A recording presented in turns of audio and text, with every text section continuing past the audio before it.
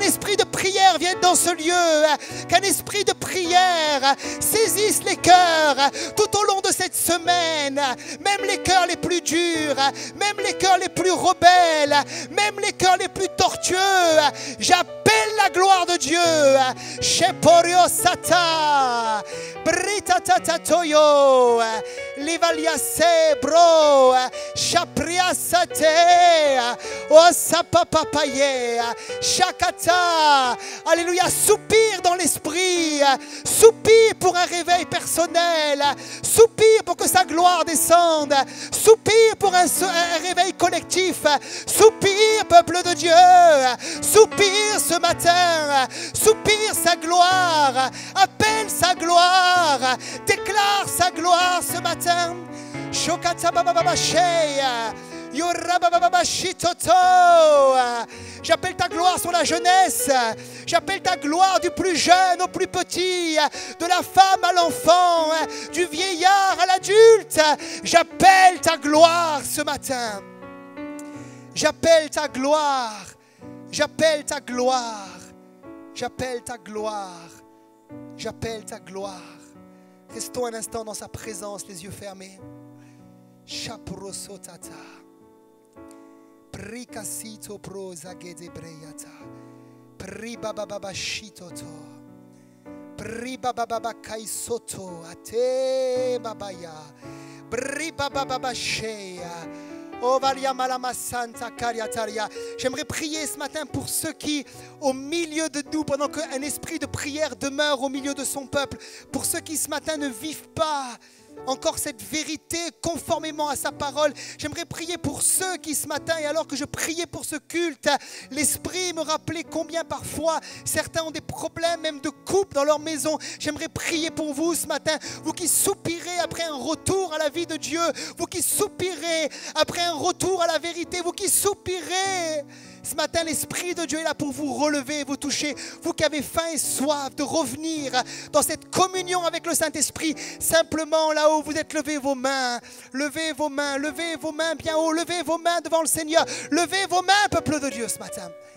Oh, alléluia, levez vos mains. Est-ce que certains d'entre vous, ceux qui le veulent, approchez-vous maintenant sur le devant. Approchez-vous maintenant rapidement sur le devant, approchez-vous. Ceux qui veulent sortir des rangs, n'ayez pas peur, n'ayez pas honte de dire Seigneur, je veux revenir, approchez-vous. Il y a de la place jusqu'à devant, venez bien devant.